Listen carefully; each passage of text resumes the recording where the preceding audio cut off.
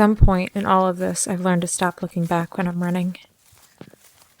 I don't want to know what's chasing me anymore. Whatever was making that sound in the school appears to still be in there.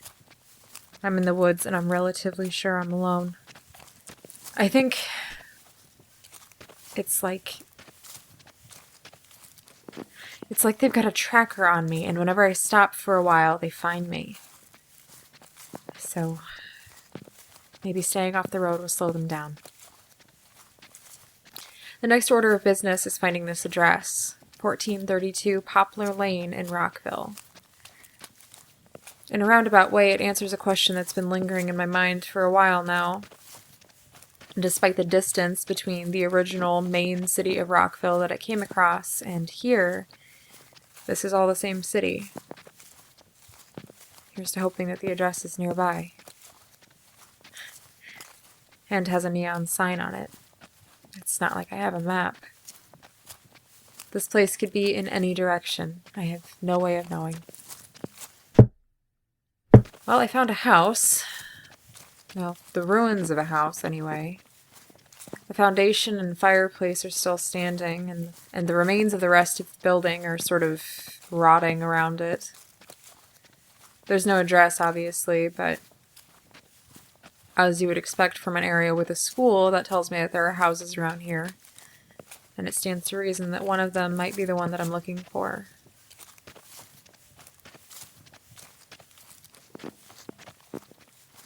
Right. Okay. This is good. There's a street sign kind of embedded in the trees here. Willow Lane. No intersection sign.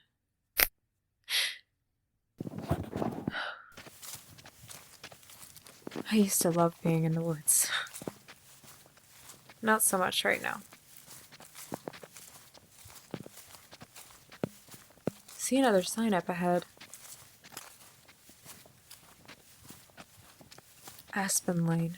Okay, so we're in a neighborhood that themed their street names, thank God. Tree names means I stand a reasonably good chance of running into a poplar eventually. I found Poplar Lane. So far, none of the houses along it have been standing. So for all I know, I've already passed it.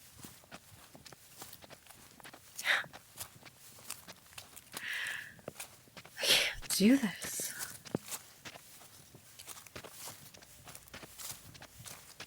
I really just can't do this.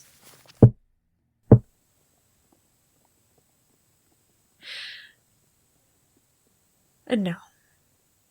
This is... No. Nope. No. This is the most haunted looking building I've seen so far on this trip. And of course, it's the only house standing in this whole area. It is decrepit, decaying, peeling Victorian-era mansion.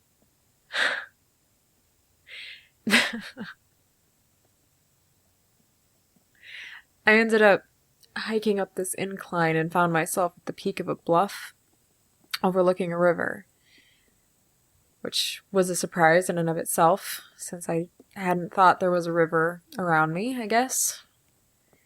Anyway, I turned right and was looking around when I saw it through the trees, just giant and imposing, because of course it is. I couldn't have found a little half-standing single-story cottage. That wouldn't be scary enough.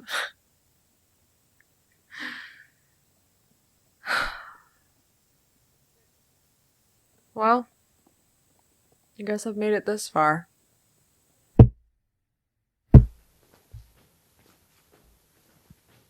The person or people that lived in this house were probably pretty interesting. And by interesting, I mean quite possibly kooky as all get out. This guy was a serious collector. Almost nothing is left whole, of course, but there are these discolored patches on the walls where pictures used to hang, and crumbled plaster where nails were ripped out in places. Every available surface was covered, floor to ceiling. Barely a space between some of them. And the architecture. This place would have been beautiful when it was being taken care of.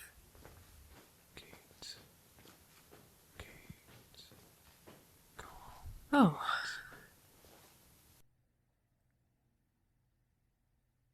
Maybe it's just me, but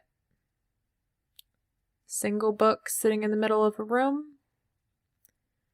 Not inspiring a lot of warm fuzzies. Looks like a ledger of some kind.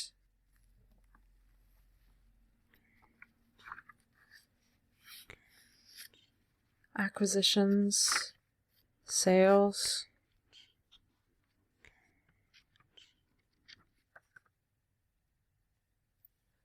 Okay, so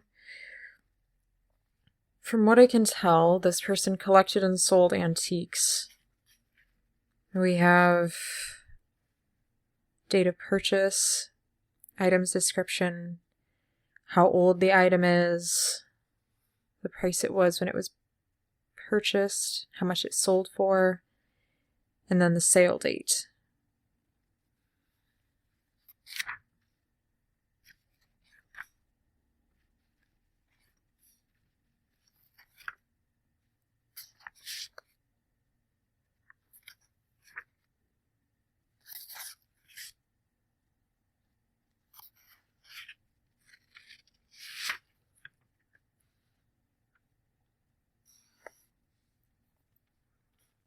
Untitled book, circa ?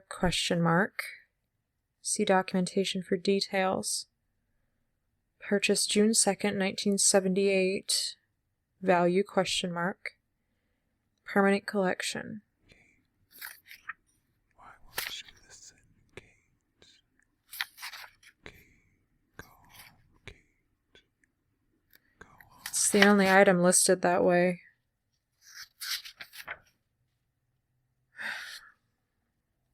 See documentation for details. That's helpful.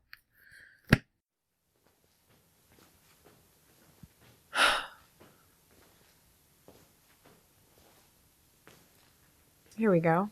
This looks like a study. Big desk under the window, and with any luck,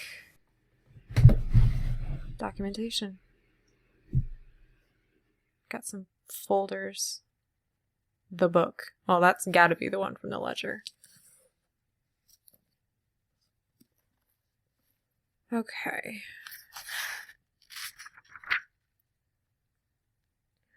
It says, acquired from a local James Browning on June 2nd, 1978, appears to be circa the early 1800s.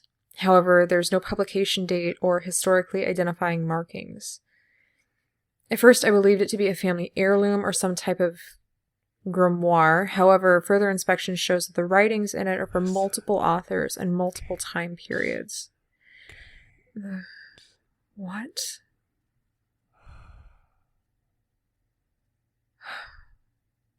The themes of the stories are what makes this book so interesting. Each one appears to be a first-person account of the writer's death, convincing up to the point of the writing stopping abruptly so as to give the impression that the writer continued to record their plight up into their final moments. Inks and writing implements vary. Many do not appear to know that they are doing this, from their tone and hurried scribbling that becomes so messy in places that it is unintelligible. There does not appear to be a commonality among these people, but those whose names I was able to find were all listed missing, presumed dead. And that is the intrigue of this book. It is as if someone made these people write down their last moments, and yet it is impossible for any one kidnapper or killer to have had such a long and prolific career. I'm deeply uneasy when reading the stories in this book. However, its significance is too great for me not to delve into the details of each story and try to find out what happened. In one, I was able to discern where the person had supposedly died. I went out to the site to investigate. However, I did not turn up anything. The book is full up to the last page, and that author finished his story on the back cover. James Browning, who sold me the book, is a deeply superstitious man and has stopped answering any calls of mine regarding the book or where he got it from. I'm attaching newspaper clippings and police reports from those whom I was able to identify from the book.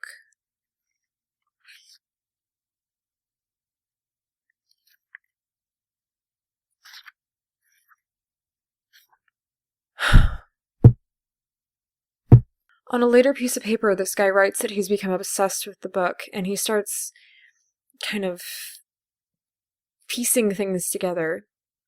He says, "In dissecting each of these stories, I found only one commonality, and its mention is few and far between. And they all start with a loved one who has passed away. Only a couple of stories in the whole piece bring it up, but once I noticed it, I realized that several of the other writers talk about their missing loved ones, or how they regret something that happened with a loved one. I have come to speculate that this is the thread that links them all. A loved one has been taken away from them, and in their grief, they somehow ended up entangled with this book, writing down their horror-filled final days."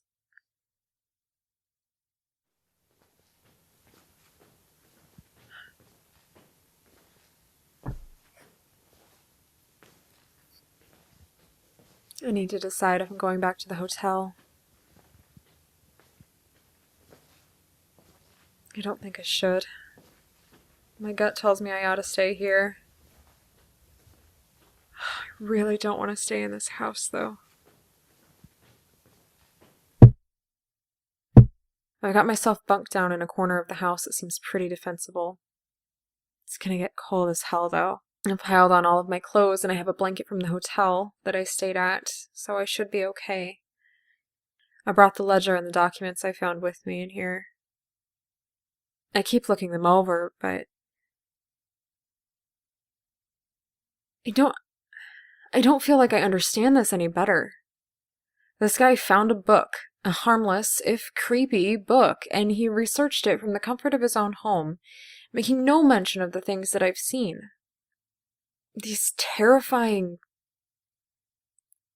hollow people, as the teacher put it. He doesn't mention a mask. A couple of the writings I've found have mentioned that, but none of them have mentioned a book.